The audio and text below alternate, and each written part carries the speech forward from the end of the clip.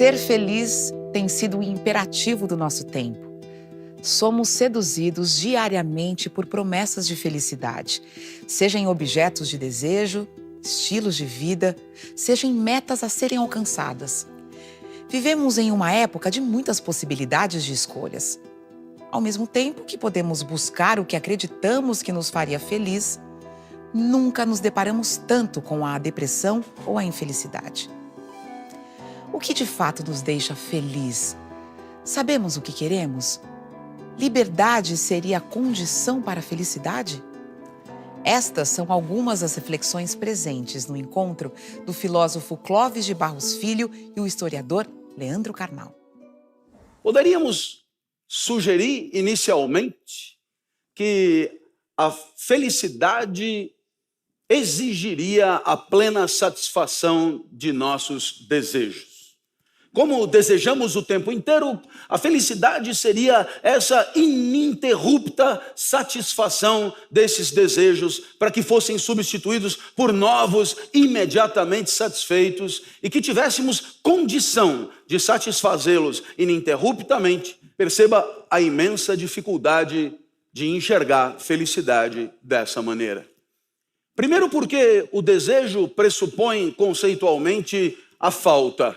É a energia que mobilizamos para aquilo que nos faz falta, para aquilo de que carecemos. Então, é claro, é evidente, quando conseguimos o que desejamos, já não desejamos mais, e aí outros objetos de desejo aparecem. Então, se a felicidade é ter o que se deseja, ela é rigorosamente uma impossibilidade. Porque ou desejamos e não temos, ou temos, mas aí não desejamos mais. E boa parte daquilo que desejamos tem a ver com nossas experiências na sociedade, na convivência, nos universos sociais frequentados por nós. Haveria uma sociologia do desejo a fazer, uma investigação sobre as condições sociais próprias da definição daquilo que estamos autorizados a desejar para pertencer a esse ou aquele universo social. Qualquer sociedade em que estivermos, haverá uma lógica da definição do desejo autorizado, uma lógica da definição do que devemos perseguir para que a vida seja boa. A cada passo que damos, somos bombardeados de informações, conselhos, dicas e advertências sobre o que seria indispensável e necessário para que a vida fosse feliz. Poderíamos dizer que a felicidade é propriamente uma questão ideológica. A felicidade, portanto, exigiria a investigação do que queremos e por que queremos o que queremos. Um rei tinha um filho único e gostava dele como da luz dos próprios olhos. Mas o príncipe estava sempre descontente. Passava dias inteiros debruçado na varanda a olhar para o longe. Mas o que lhe falta? O que é que você tem? O rei tentava distraí-lo de todas as formas. Teatros, bailes, músicas, cantos, mas nada adiantava. O rei publicou um edital. E de todas as partes do mundo vieram as pessoas mais instruídas, filósofos, doutores e professores. Mostrou-lhes o príncipe e pediu conselhos. Eles se retiraram para pensar e voltaram à presença do rei. Majestade, pensamos, lemos as estrelas, eis o que deve fazer. Procure um homem que seja feliz, mas feliz em tudo, e troque a camisa do seu filho com a dele. O rei mandou os embaixadores mundo afora a fim de procurar o homem mais feliz. Levaram-lhe um padre. O senhor é feliz? Sim, majestade. Ficaria contente em se tornar o meu bispo? Quem me dera, majestade. Rua, fora daqui. Eu procuro um homem feliz e contente com a sua condição e não um que deseja estar melhor do que está. Havia um rei vizinho, disseram-lhe, que era feliz e contente de fato. Tinha esposa bonita, um monte de filhos, vencera todos os inimigos da guerra e seu país estava em paz. Cheio de esperança, o rei mandou que os embaixadores fossem lhe pedir a camisa. O rei vizinho recebeu os embaixadores e, sim, não me falta nada. Porém, é pena que quando a gente tem tantas coisas, tenha que morrer e deixar tudo. Com tal pensamento, sofro tanto que não durmo à noite. E os embaixadores acharam melhor ir embora. Para desafogar o seu desespero, então o rei foi caçar. No meio dos campos, ouviu um homem cantando.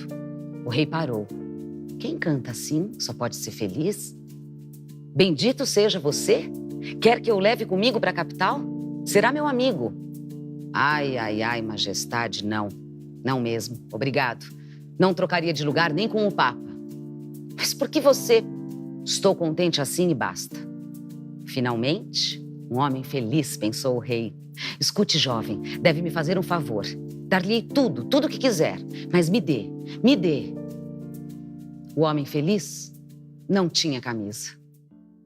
Ele não tinha uma camisa. E esta é a grande chave da felicidade dele. Não tendo medo de perder nada, ele não tinha nada. E não tendo nada, não se apegava a nada. Nas mesmas fontes, nós podemos ler de uma outra princesa depressiva que desejou se matar no harém por causa da sua melancolia, pegou frutas, deixou-as apodrecer, esmagou-as no fundo de um cântaro e tomou aquele produto apodrecido de frutas doces, uvas, porque ela queria morrer, e tentou se envenenar. As frutas tinham virado vinho. E ela, ao tomar, não apenas curou a sua infelicidade, mas passou a esmagar frutas com mais frequência e descobriu uma saída para essa infelicidade, que era o álcool. O problema do álcool, de qualquer droga, de qualquer produto que me tire da minha consciência, é que sua alegria é passageira e é escravizante. Por isso que, ao lado de drogas, o produto mais comum e universal para alcançar a felicidade foi sempre a religião.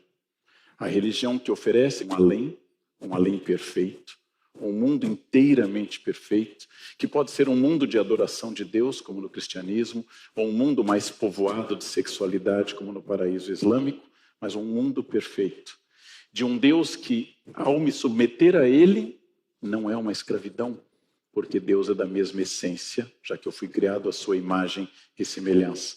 Logo, quanto mais eu me submeto a Deus, mais eu sou. Esta é a grande resposta teológica e provavelmente as religiões foram a resposta mais histórica e estruturada para alcançar a felicidade.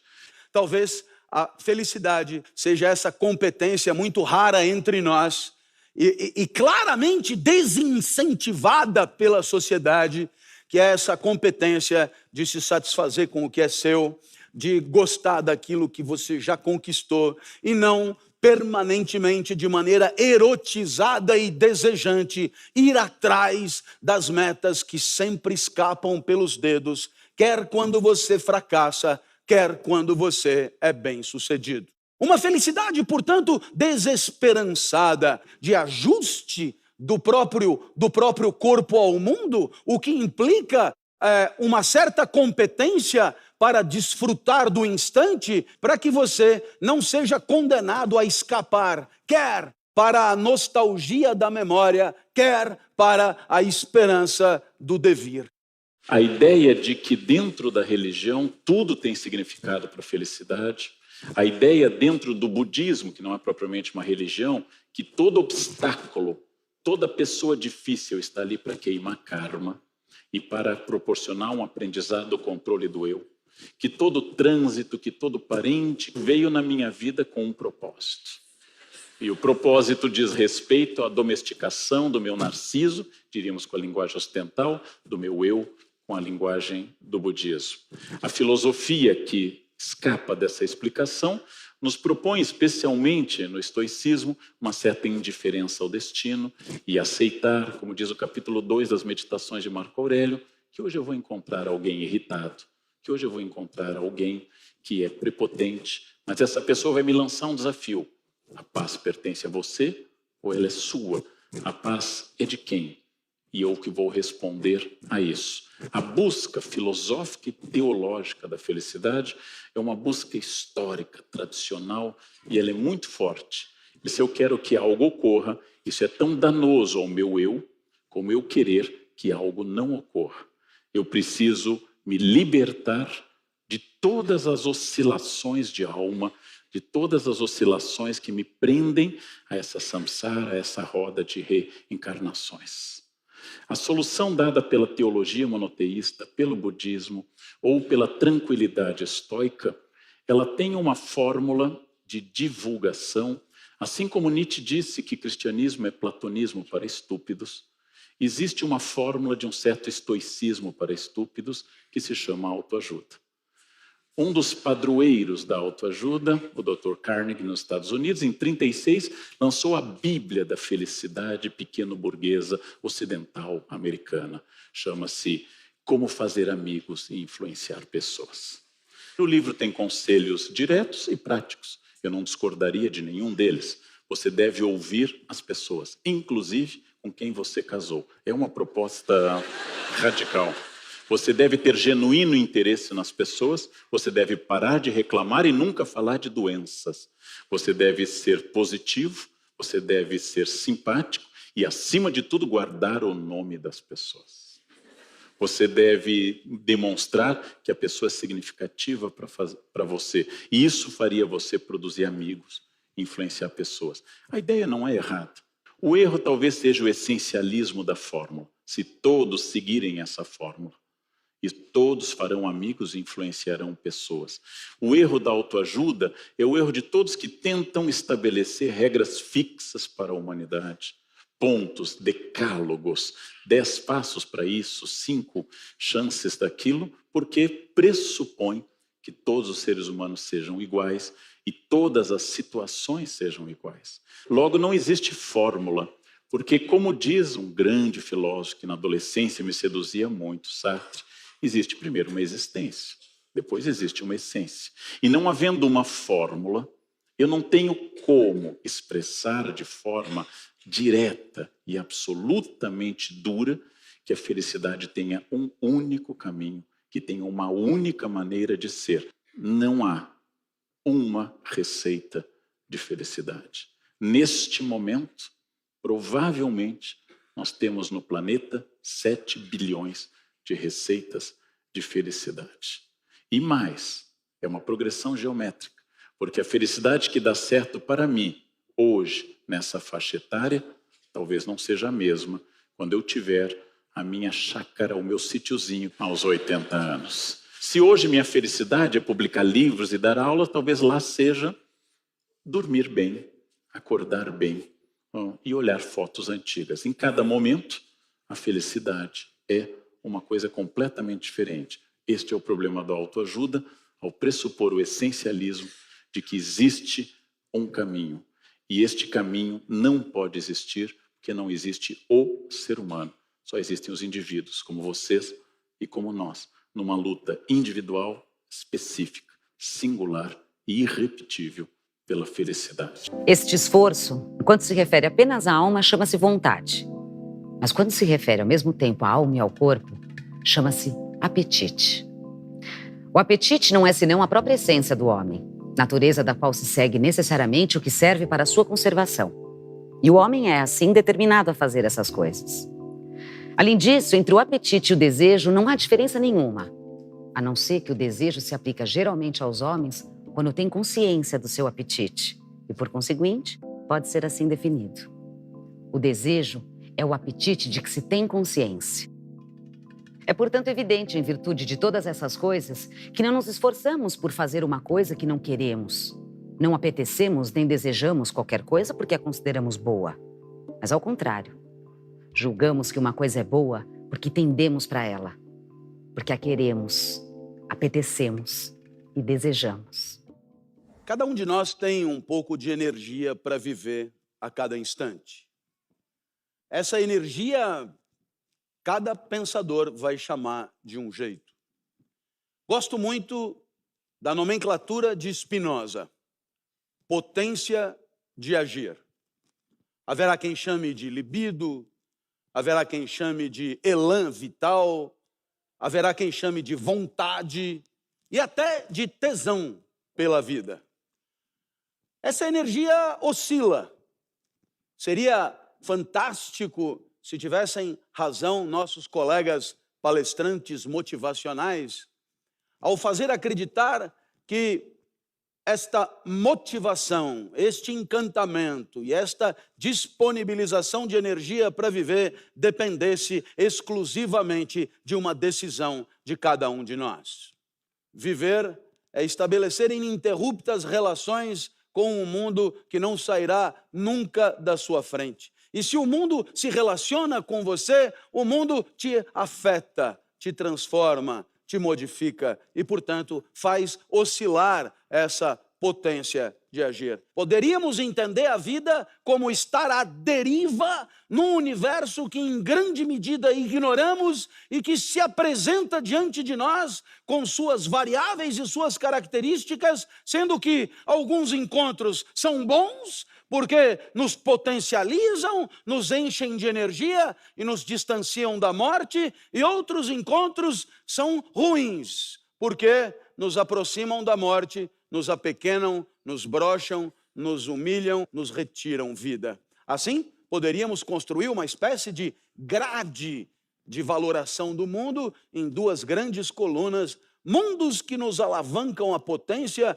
e mundos que nos apequenam a potência, e isso, é claro, ao sabor dos encontros sempre inéditos que mantemos com o mundo ao longo da vida. Afinal, o mundo nunca será o mesmo, nós tampouco. Você sai vivendo e vai percebendo que certos mundos suspendem a tua potência, e você poderia, como Spinoza, denominar a esse ganho de potência de alegria. Alegria, passagem para um estado mais potente e perfeito de si mesmo. Quando eu acordo às 5 da manhã, eu estou com a potência de agir baixíssima. Eu não sei, tem outros que não são assim. Eu sei que tem gente que acorda cantando, né? Pessoas que acordam cantando são detestáveis, eu lamento, é só uma brincadeira. Aí eu chego na universidade, começam a chegar os alunos, eu começo a falar, e é incrível como eu gosto do que eu falo. 10 horas da manhã, eu estou em cima da mesa gritando. A potência de agir subiu, e se alegria é ganho de potência, é forçoso reconhecer que eu fui afetado de alegria ao longo da manhã.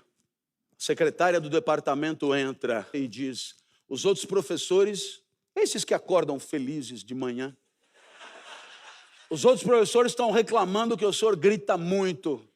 A minha potência de agir despenca. Eu acho que você entendeu. A isso denominamos tristeza. Passagem para um estado vital menos energizado. Passagem para uma broxice aguda a caminho da morte. O nosso esforço é pela alegria e contra a tristeza. O que podemos fazer para isso? Circunscrever mundos supostamente alegradores e nos afastar de mundos potencialmente entristecedores. A dificuldade está no fato de que, no ineditismo da vida, as nossas experiências não são garantidoras de sucesso na hora de antever, de antecipar o que vai acontecer quando o mundo se apresenta diante de nós. Eu gosto muito de um exemplo de alguém que vem pela rodovia com fome. E aí vê lá, Casa da Pamonha. Aí você degusta a pamonha, e aí o que acontece? A pamonha te alegra. A pamonha te vivifica, te energiza, te potencializa. Você que usa a inteligência em busca de mundos alegradores, pensa: se essa pamonha me alegrou, então pamonhas me alegram. A segunda pamonha é menos alegradora, mas você, fiel à pamonha, aferrado ao dogma das fórmulas existenciais, pede a terceira pamonha. Quando chega na 10ª, ela começa a agredir poderosamente. E aí você entendeu que em meia hora, a pamonha que te alegrou ao paraíso te condenará à morte se você não parar de comer pamonha. O que vale para pamonha, vale para qualquer coisa. Não havendo fórmulas, eu devolvo a você a responsabilidade da busca pela sua alegria. Não conte comigo para te ajudar. Se 10 lições para ser feliz garantissem a felicidade de todo mundo, já teríamos erradicado a tristeza, coisa que está longe de acontecer. Oscar Wilde disse que apaixonar-se por si é a única forma de amor permanente. E ouvindo Clóvis, eu pensei nisso, nesse amor que ele descreveu ao próprio discurso. Este onanismo retórico que leva a um círculo permanente de uma vida voltada para si, que é uma questão boa de buscar felicidade, porque, ao contrário, diz o sociólogo polonês e inglês Zygmunt Bauman, que o defeito atual da felicidade líquida é que ela tem que ser atestada pelos outros. Então eu tenho que publicar foto e o número de curtidas estabelece o meu felicitômetro. Então, Eu tenho que saber se eu sou bom pelo número de pessoas que curtem meu Face, o número de pessoas que fazem da minha foto no Insta um sucesso absoluto. Esta vida projetada, que já era condenada no barroco por Calderón de la Barca, essa vida projetada na praça, no sentido de no outro, é uma vida problemática, porque nunca será suficiente.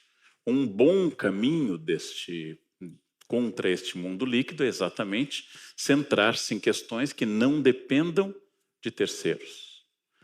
Centrar-se em questões que sejam um projeto seu no diálogo com terceiros, mas que não dependa desses terceiros. Uma lembrança antiga e pessoal, mas vai ter sentido histórico, num colégio interiorano do Rio Grande do Sul, no fim da tarde de sexta-feira, íamos todos para a capela. A irmã Heloísa tocava num lindo harmônio Schiedmeier, um Panis Angélicos, um Pandelangua ou um Memoráveis. E depois disso, íamos embora. Era o início do final de semana, não sabíamos de problemas no Brasil, apesar de estarmos no apogeu da ditadura militar. Nós nem sabíamos que havia uma ditadura. O mundo parecia feliz e estava ali a beleza, o equilíbrio, a certeza do amor familiar, que naturalmente pertence à construção da memória da infância. E assim, usando essa metáfora cloviana da pamonha, eu fui descobrindo inúmeras pamonhas. A primeira vez em Paris, a primeira viagem à Ásia, o primeiro passeio de balão na Capadócia, a primeira paixão, o primeiro beijo que na minha geração a gente ainda lembra. Estes momentos que o Dr. Fausto deve dizer na obra do Goethe: para, és belo, não há mais nada além disso. Este é o momento que você quer que pare, que nós fomos pontuando este pequeno rosário chamado de felicidade e levamos um tempo, no meu caso bastante tempo, para entender que a dimensão trágica da existência era uma coluna constitutiva da felicidade. Exemplifico.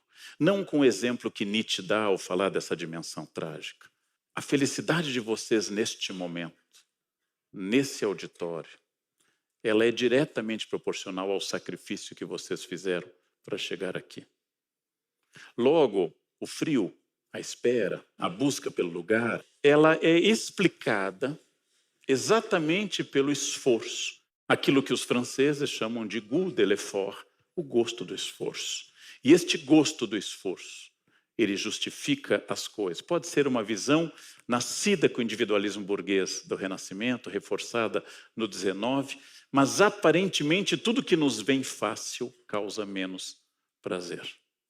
Por isso que ter muitos bens de uma família onde eles sempre existiram é menos prazeroso e feliz do que ter passado necessidade e viver naquele momento uma fase de prosperidade material. Durante muito tempo eu dividi escrivaninha com os meus irmãos na vida de adolescente, isso causava alguns problemas.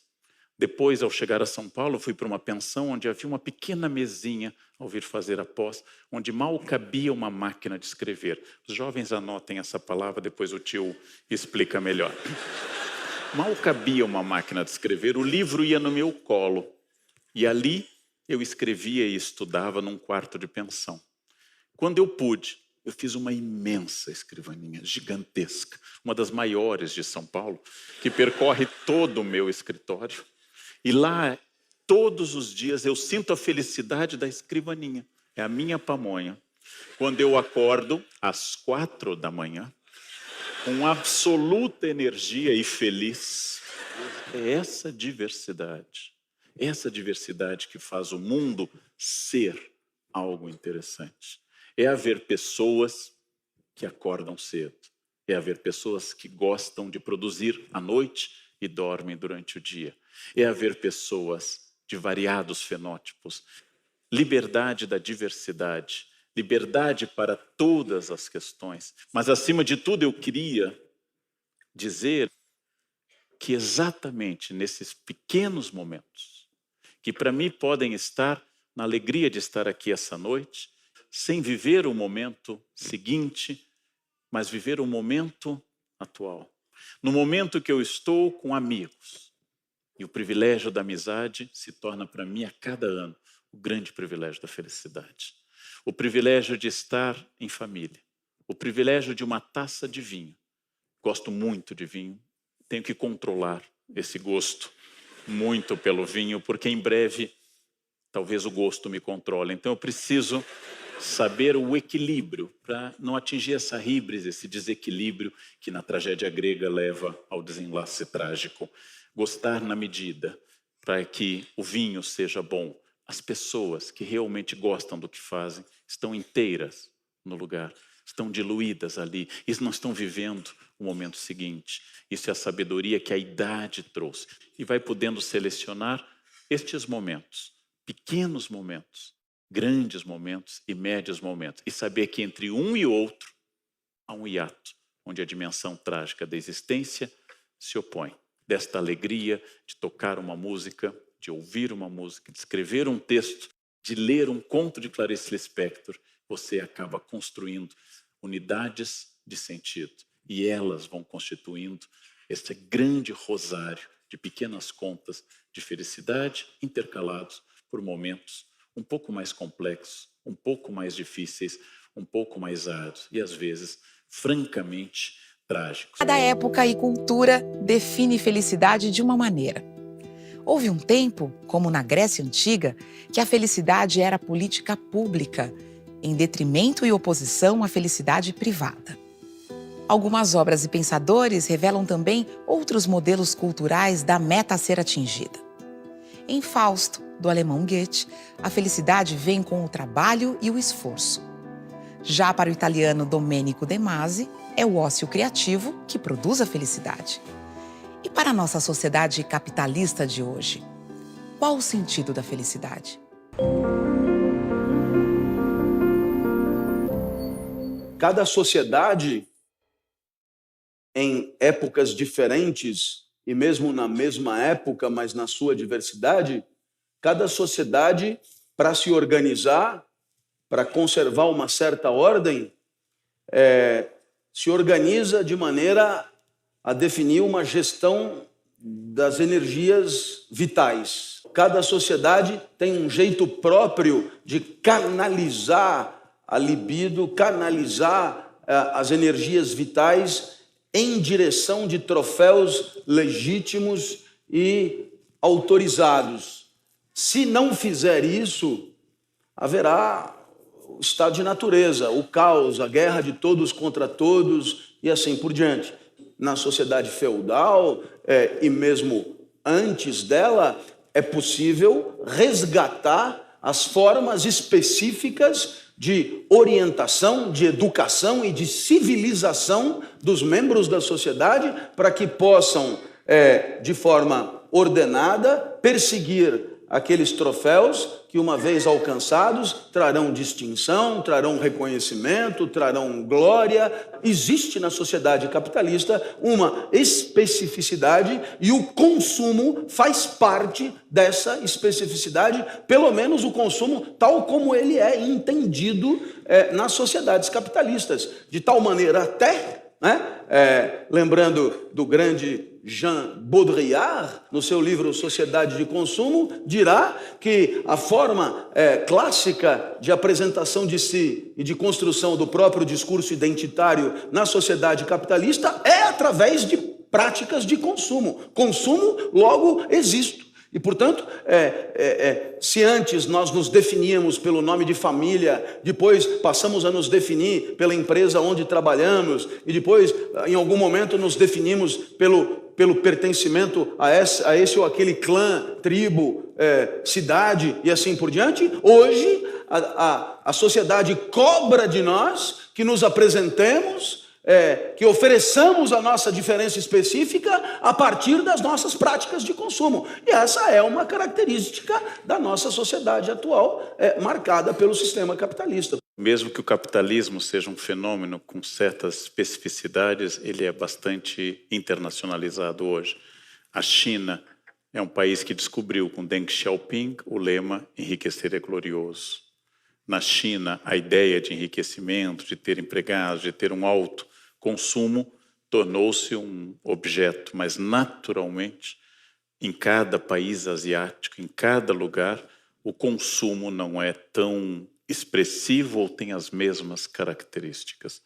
Então, hoje, o capitalismo precisa, na nossa maneira de interpretá-lo, ele precisa de funcionários felizes. E por isso há tantas palestras motivacionais, tanta premiação, tanto discurso de que nossa empresa é uma família. A ideia de que um funcionário feliz tem menos demandas trabalhistas e veste mais a camiseta da empresa. Quando eu estou dizendo isso, não é uma denúncia de uma postura radical de esquerda, mas a conclusão, um pouco no esteio do que disse o Clóvis, de que sim, se você foi treinado e educado para isso, um apartamento de 500 metros quadrados, um carro importado e um cargo importante pode lhe trazer a felicidade. Ela é verdadeira? História não pergunta se algum valor é verdadeiro, mas se alguma época tornou aquilo verossímil, aceito e validado. Felicidade já foi a felicidade pública, a felicidade do Estado. Felicidade já foi a paz social a qualquer preço. Não há um modelo. Eu não sei se alguém que tem maior liberdade de escolha, já que a liberdade gera angústia, voltando a Sartre, do que uma pessoa que há 300 anos tinha a profissão definida pelo pai. Ou tinha seu casamento arranjado pela família. E a escolha da família era mais sábia da escolha individual, como adverte Shakespeare, já que em Romeu e Julieta, a escolha dos dois leva ao caos. Se eles tivessem seguido o conselho dos Montecchi e dos Capuleto, não teria havido o problema. Se eu não tenho certeza se a felicidade está associada à liberdade ou à liberdade de consumo, países com alta renda como o Japão e a Suécia têm altos índices de suicídio. O Haiti, segundo a ONU, não registrou nenhum suicídio recente. Talvez porque não haja registros confiáveis. Talvez porque as pessoas sejam mais felizes ou menos inclinadas ao suicídio, que é a falência absoluta da esperança, nesse mistério humano que produz a felicidade. É necessário cuidar das coisas que trazem a felicidade, já que, estando esta presente, tudo temos, e sem ela, tudo fazemos para alcançá-la.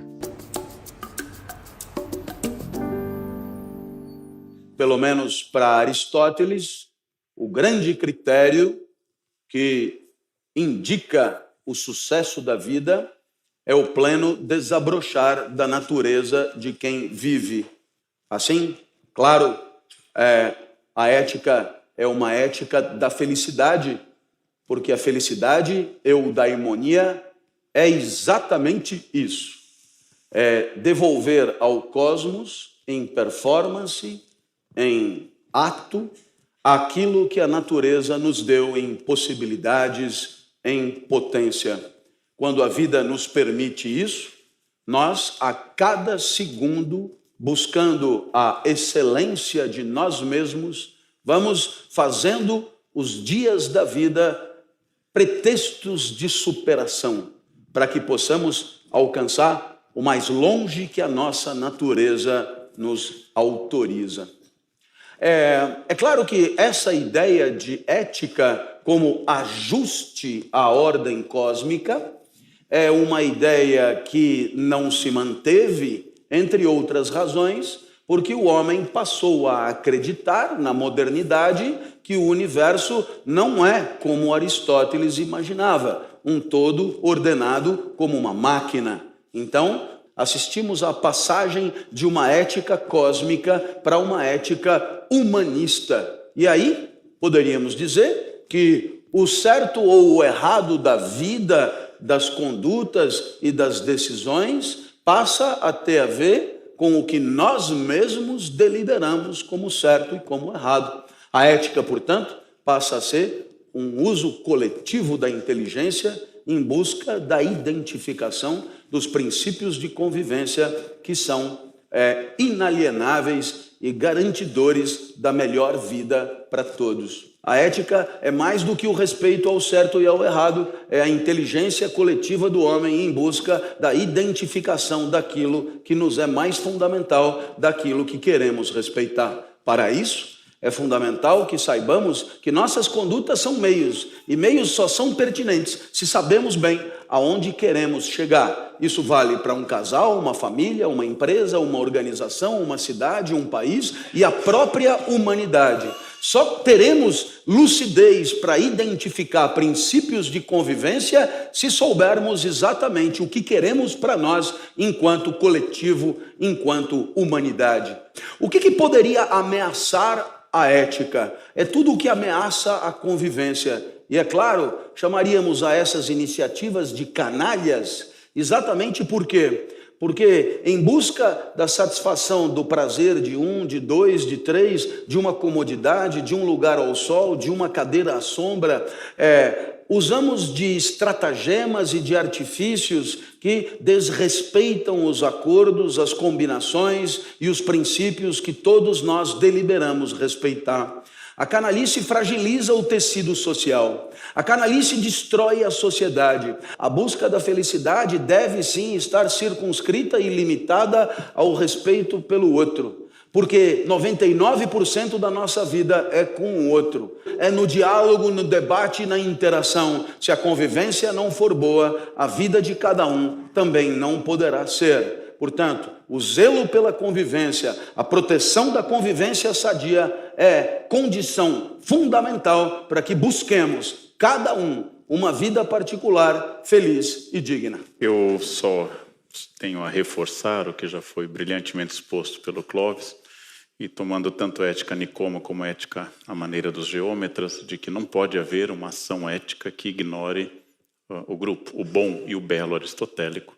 Ele diz respeito também à vida social, já que a ética, diz Aristóteles, e os valores, como nós diríamos hoje, podem ser aprendidos. E todos têm potencial para esse aprendizado.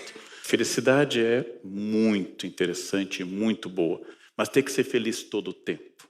E acrescentar a cada frase RS, RS, RS ou KKK, ter que demonstrar que tudo é tomado de felicidade. É de uma cafonice indescritível. A felicidade não pode ser permanente. A brevidade de alguns momentos plenamente felizes é a confusão que a gente pode estar fazendo entre a tentativa de ser alegre e o projeto de vida que é a felicidade. A ideia de que a ética produz uma vida feliz, se nós tomarmos um tema que eu já fiz um café filosófico sobre ele com a CPFL, que foi sobre Etienne de la Boétie, é a advertência de que os canalhas, os maus, não têm amigos, eles têm apenas cúmplices, já que os maus se entretemem. Logo, usando uma linguagem um pouco mais contemporânea, que Etienne não dominava, o mal sempre teme a delação premiada do outro, enquanto que o ético tem amigos, que ele sabe com os quais pode contar. O ser humano é muito complexo. Não existe fórmula. Isso nos torna livres e essa liberdade traz angústia. E essa angústia, hoje, de vez em quando, para que eu não precise dizer o que é certo e errado, o que é bom ou o que é mal, o que é útil e o que é belo, eu procuro em gurus ou nas redes sociais. Num determinado café filosófico eu disse, não me ouçam como guru, porque eu não sou. Critiquem, pensem, contestem. E ao final uma senhora me abraçou e disse, eu adorei a sua frase sobre não ser guru e doravante eu vou segui-lo em todas as redes e ler tudo o que o senhor escreve. Porque eu achei que a gente tem que se libertar dos gurus, realmente. Tudo que imaginamos que conduz à alegria, esforçamo-nos por fazer de modo que se produza. Mas tudo que imaginamos que lhe é contrário ou que leva à tristeza, esforçamo-nos por afastá-lo ou destruí-lo. Por que nos medicamos tanto e não nos medicávamos tanto no passado? Nós não aceitamos mais qualquer restrição ao conteúdo eudaimônico, ou seja, dessa felicidade filosófica, e achamos que se eu estou distraído, eu devo tomar Ritalina. Se eu estou insone, eu devo tomar um medicamento que me induza ao sono. Se eu estou ansioso, o Brasil é um dos maiores consumidores de Rivotril do planeta Terra. E se eu estou sem desejo sexual, só pode ser o fato de que eu esteja precisando de um medicamento que estimule esse desejo, quando pode ser apenas a mensagem do corpo dizendo, valeu, acabou. Pronto, aceite. Ao ler um livro chamado Demônio do Meio-Dia sobre a depressão, escrito por um grande autor, Solomon, esse livro me trouxe muitas luzes, porque eu tinha um pensamento muito pouco organizado sobre a depressão. Depressão é uma doença grave que atinge algumas pessoas e precisa de acompanhamento médico estrito, psiquiátrico. A depressão é uma doença. Tristeza não é doença. Perdi minha mãe e estou triste. Você seria um monstro se não estivesse triste. Seria um grau exaltado de psicose se você tivesse perdido o emprego e voltasse alegre pelas ruas. Então, a tristeza não é um mal. A depressão é um mal. E a confusão entre elas nasce dessa liquidez moderna de que acha que é obrigatório o tempo todo estar feliz. Nós temos que recuperar o direito à tristeza e a capacidade, todos nós, eu inclusive, de ficarmos em silêncio quando nada nos ocorrer mais para dizer. O conhecimento seguro dos desejos leva a direcionar toda a escolha e toda a recusa para a saúde do corpo e para a serenidade do espírito, visto que essa é a finalidade da vida feliz. Em razão deste fim, praticamos todas as nossas ações para nos afastarmos da dor e do medo. Perceba que não é fácil a tal da felicidade e poderão perceber, isto exigiria também um certo apreço e um certo contentamento com aquilo que acreditamos ser nós mesmos. A nossa identidade, aquilo que julgamos ser a nossa diferença específica. Sabemos muito bem que a nossa identidade, aquilo que usamos para nos apresentar, é resultado de um aprendizado no mundo, num estágio de polifonia, onde vamos aprendendo aos poucos o que os outros acham de nós e vamos aprendendo, sobretudo, o que estamos autorizados a usar do mundo para nos definir. Muitas vezes, a felicidade pressupõe uma certa adequação e alinhamento entre o que pensamos de nós e entre o que o mundo social nos autoriza como definição de nós mesmos. E, portanto, atrelar a própria felicidade ao acúmulo de recursos materiais e simbólicos para si mesmo é atrelar a própria felicidade a um saco que não se deixará encher, por maior que seja a sua competência, eficácia e disposição. A felicidade implicaria a possibilidade de ir além do egoísmo, do autocentramento e propor ao mundo o fluxo dos recursos, a distribuição adequada de tudo o que é, para que um só não seja uma ilha de alegria, mas que todos possamos compartilhar juntos, em convivência, aquilo que o mundo tem de melhor a nos proporcionar. E aí sim, as condições de felicidade talvez estejam melhor preenchidas.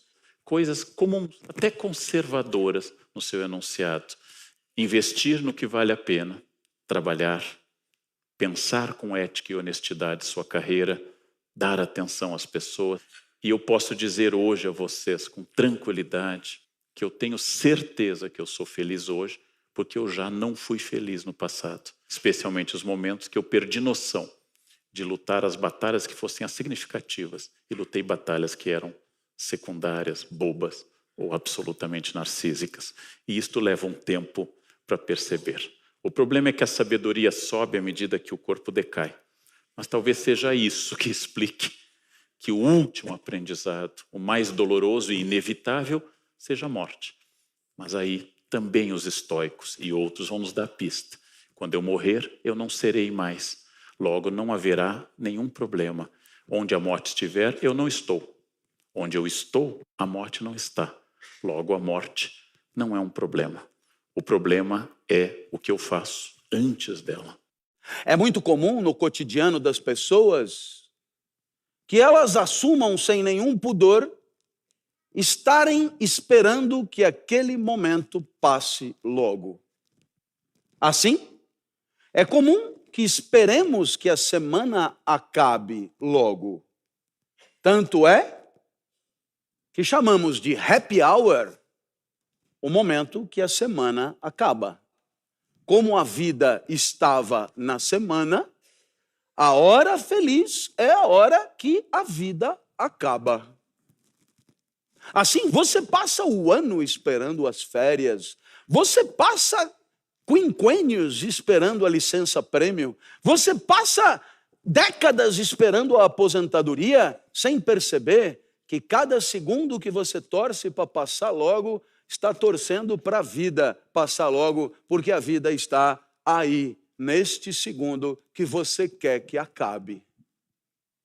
Portanto, eu não vejo nenhuma diferença do suicida, senão pela covardia. O suicida já não suporta mesmo e acaba com tudo. Você, covarde, não acaba, mas torce para acabar logo.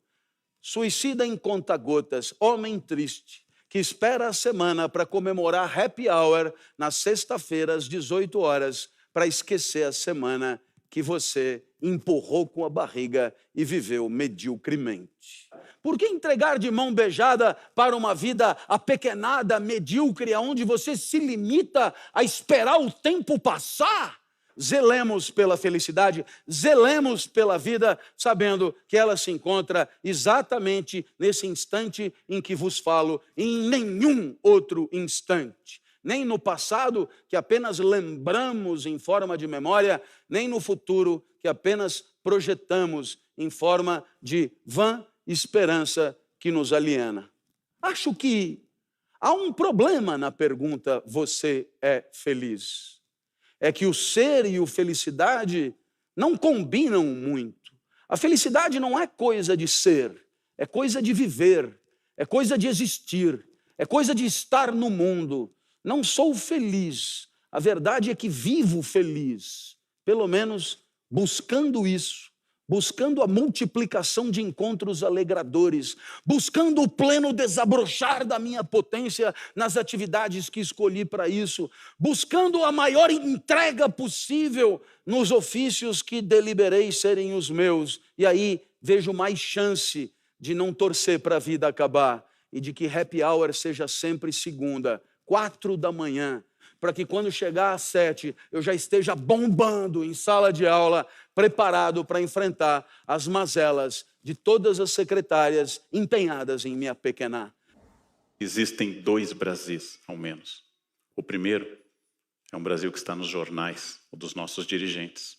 Eles conspiram, eles cavilam, eles articulam sedições, violam as leis, traem uns aos outros e aos seus eleitores também. Insultam-se e todos com razão. Vivem para o poder dos cargos e das verbas. Esse é um Brasil podre, carcomido, uma massa de bolor, de ácaros, de corrupção. Eles rastejam com seu ventre na poeira do solo de Brasília. Maldição do livro do Gênesis para todas as serpentes traiçoeiras. Este primeiro é o Brasil de zumbis devoradores de trabalho e de impostos. Existe um outro Brasil. Ele é jovem e dinâmico, que enfrentam filas enormes para ouvir ideias no início de inverno. Debatem um futuro mais transparente e com vida.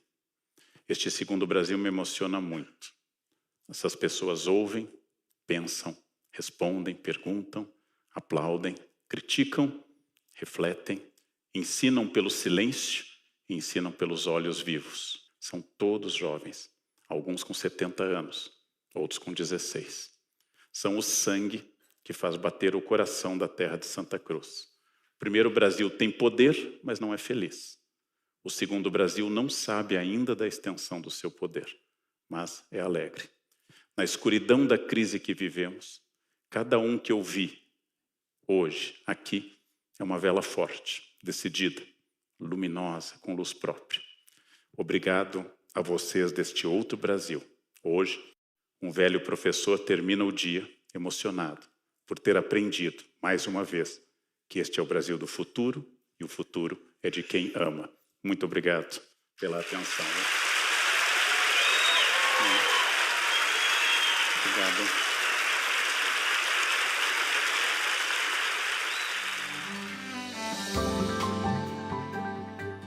Qual a relação entre felicidade e estar em paz? Haverá muita gente que morreria de tédio em situação de paz absoluta.